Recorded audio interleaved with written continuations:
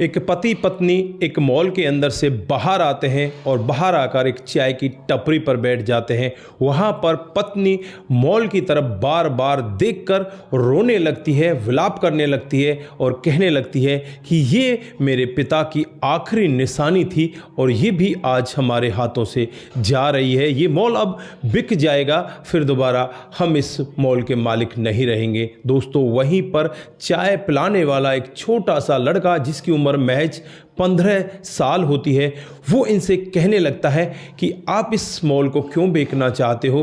तो यहाँ पर वो महिला कहने लगती है कि मॉल बहुत ही ज़्यादा घाटे में जा रहा है। दोस्तों, ये लड़का कहने लगता है कि ये मॉल तो घाटे में नहीं जा रहा, ये तो बहुत ज़्यादा पैसे कमा रहा है। इधर इस लड़के की बातों को सुनकर ये महिला भी कुछ अलग ही महसूस करने लगती है और उसके बाद ये लड़का ऐसे ऐसे राज इनको बताता है जिनको सुनकर इनके पैरों तले ज़मीन खिसक जाती है। उसके बाद जो यहाँ पर होता है कभी किसी ने सोचा भी नहीं था। दोस्तों, अगर आप लोग भी पूरे मामले को डिटेल से जानना चाहते हैं तो वीडियो को ज़रा सा भी स्किप ना करें, लास्ट तक वीडियो को ज़रूर देखिएगा। आगे बढ़ने से पहले हमारी वही रिक्वेस्ट कि जो हमारे चैनल के साथ नए हैं कृपया करके चैनल को फॉलो कर लें, बेल आइकन को जरूर प्रेस करें। नमस्कार, जय हिंद। आप देख रहे हैं APH न्यूज़ राहुल रावत के साथ। दोस्तों, आज की जो हकीकत की घटना आप लोगों को बताने जा रहा हूं, ये कलकत्ता की हकीकत की घटना है। यहाँ पर एक परिवार, जिस परिवार का मुखिया होता है राम सिंह,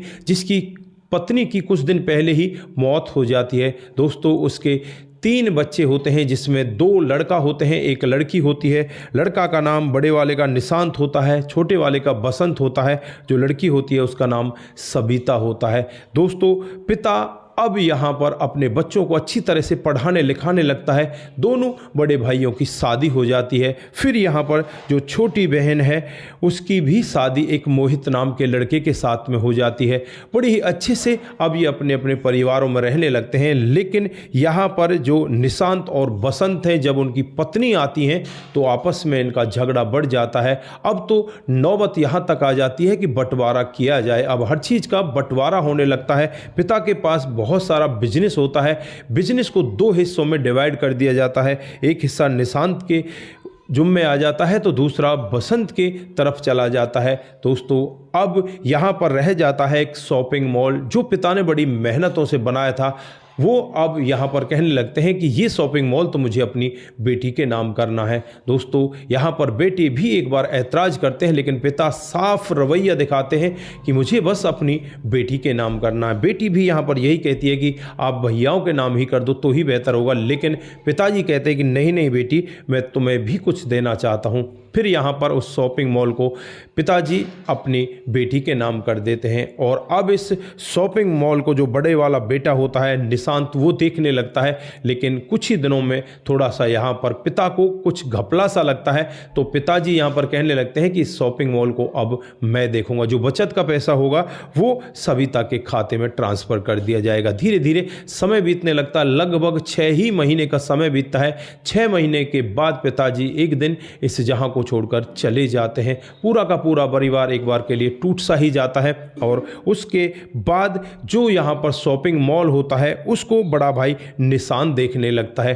धीरे धीरे समय बीतने लगता है। समय के हिसाब से ही पहले तो निशांत अपनी बहन सबिता से कहने लगता है कि बहन, मॉल में कुछ ज़्यादा खास पैसा नहीं कम रहा, क्यों ना इस मॉल को बेच दिया जाए। लेकिन बहन कहती है कि नहीं नहीं, ये मेरे पिताजी की आखिरी निशानी है, मैं इसे नहीं बेच सकती। भाई बार बार यही कहता, लेकिन बहन नहीं मानती, तो भाई यहाँ पर दूसरा पैतरा अपनाने लगता है और कुछ ही दिनों के बाद वो अपनी बहन से कहने लगता है कि बहन, इस मॉल में तो बहुत ज़्यादा घाटा जा रहा है और अब तो इसे बेचना ही पड़ेगा। 20-20, 30-30 हज़ार रुपये हर महीने मुझे अपनी जेब से लगाने पड़ रहे हैं। वर्करों की जो तनख्वाह है वो भी टाइम पर नहीं दे पा रहा हूँ। दोस्तों, इधर जो बहन होती है सबिता अपने पति मोहित से बातचीत करती है। मोहित भी यही कहता है कि अगर मॉल अच्छे से चल ही नहीं रहा तो घाटा देना लेना पड़ रहा है, तो कहीं ऐसा ना हो जाए घाटे घाटे में एक दिन ये सारा मॉल ही हमसे बिक जाए और हमारे हाथ कुछ भी ना पड़े।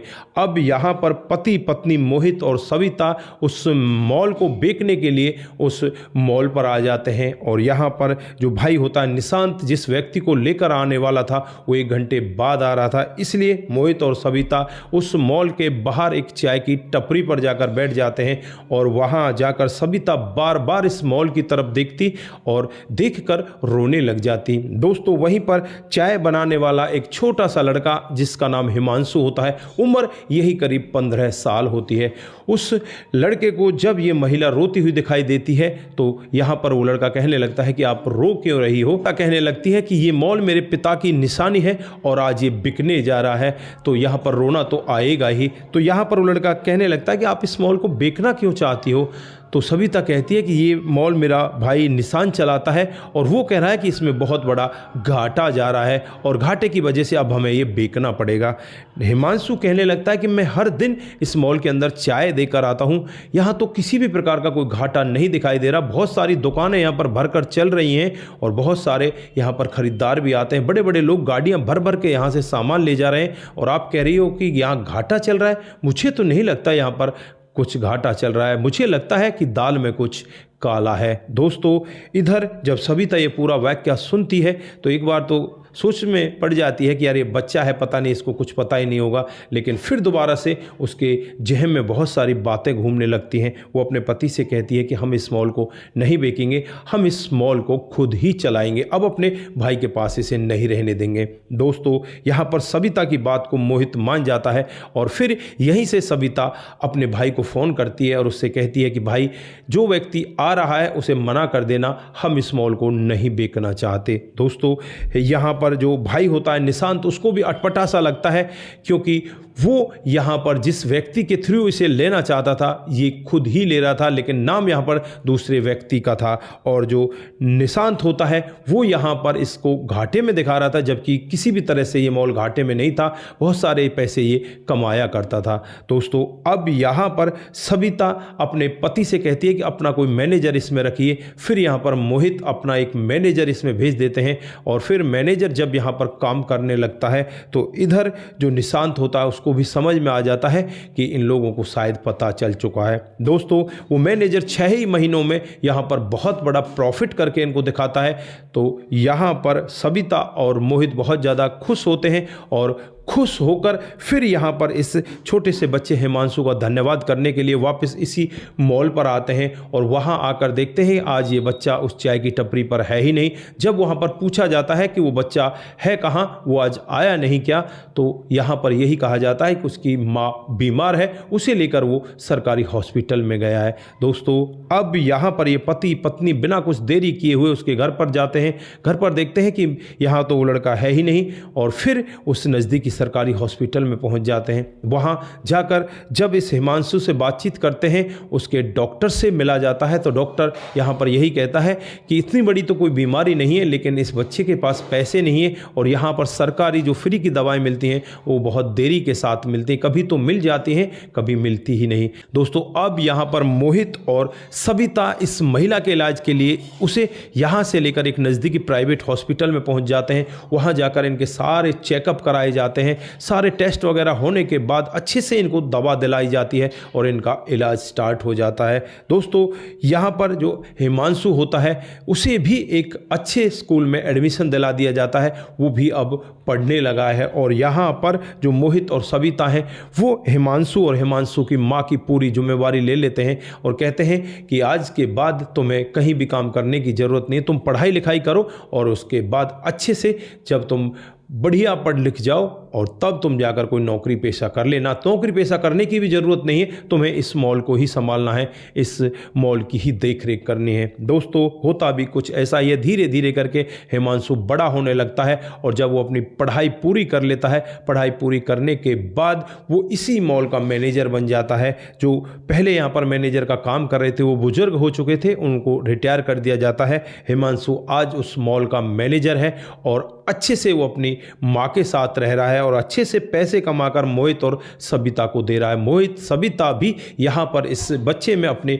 बेटे की छवि देखते हैं और बहुत ही अच्छे से इनके साथ रहा करते हैं। तो दोस्तों, ये रही आज की एक छोटी सी कहानी। यहाँ पर भाई इस तरह से लालच में डूब जाता है, वो अपने बहन के इस मॉल को हड़पना चाहता था, लेकिन इस छोटे से बच्चे की वजह से वो मॉल आज बच जाता है और यहाँ पर सभी के सभी लोग बड़े खुश हैं। तो दोस्तों, यहाँ पर आप लोग क्या कहना चाहते हैं, आपकी जो भी राय है एक बार कमेंट बॉक्स में जरूर दीजिएगा। आज के लिए बस इतना ही, फिर मिलते हैं किसी नए मोड के साथ। तब तक के लिए आप अपना ख्याल रखें, परिवार का ख्याल रखें, सतर्क रहें, सावधान रहें, रिश्तों की अहमियत को जरूर समझें। जिन साथियों ने हमारे पिछले वीडियोज पर कमेंट किए थे उनका नाम हम यहाँ पर बारी बारी से लेने वाले। सबसे पहला कमेंट आता है वो समाधान पाटिल का आता है, जो जलगांव महाराष्ट्र से हमें हर दिन कमेंट करते हैं। आपका बहुत बहुत धन्यवाद। उसके बाद रतनलाल शर्मा जी, नमस्कार भाई साहब, आपकी कहानी अच्छी लगती है, सराहनीय होती है, बहुत बहुत धन्यवाद। धर्मेंद्र कुमार शर्मा जी, जय माता दी, जय माता दी। सपन देहे जी, जय माता दी,